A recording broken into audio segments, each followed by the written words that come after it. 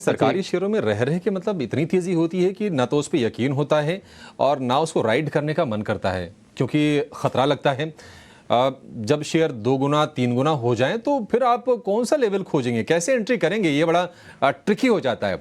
आप एनबीसीसी देखिए, खैर वो तो आज 10% चला हुआ है, लेकिन अगर हम डिफेंस में मझगांव डॉक को देखेंगे, वो उसका डबल चल गया, करीब 18-20% ये शेयर चल गया है। और पहली बार भाव जो निकला है मझगांव डॉक का, वो निकला है 5,500 रुपए के पार। मार्केट कैप 1 लाख करोड़ रुपए का। अगर हम मझगांव डॉक की बात करें तो ये जो कंपनी है, लिस्टिंग के शुरुआती 2 साल तक धीरे धीरे चली, बहुत कम रफ्तार से। मझगांव डॉक के ग्राफिक्स लेके आइए।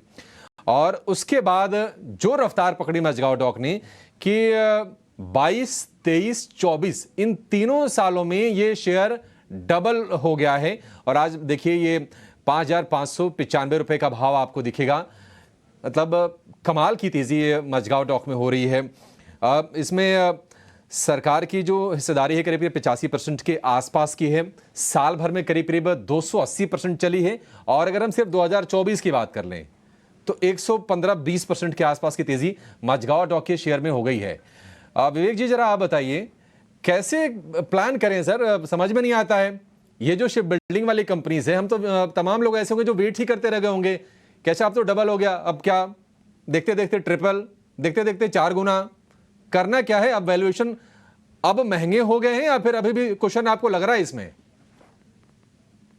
पीछे एक बाजार में बोलते हैं ना कि दिस टाइम इज डिफरेंट, ये शब्द बहुत खतरनाक होते हैं।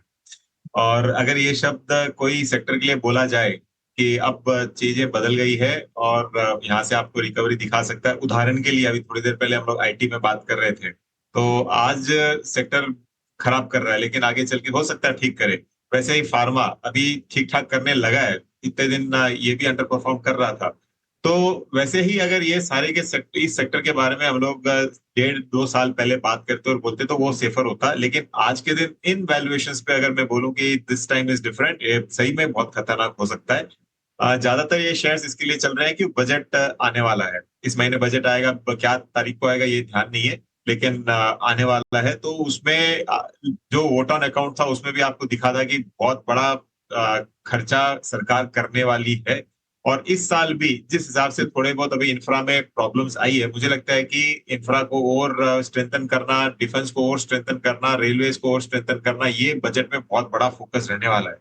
तो उस एंटिसिपेशन में सारे के सारे स्टॉक्स बढ़ रहे हैं। हो सकता है कि बजट के बाद में आपको थोड़ा बहुत प्रॉफिट बुकिंग मिले, क्योंकि by on rumour cell on news वाला कॉन्सेप्ट भी रहता है। तो यहाँ पे डर लगता है सही में लेने में। तो ऑन डिप्स ठीक है, लेकिन इन भाव में तो मैं तो दूर रहूं।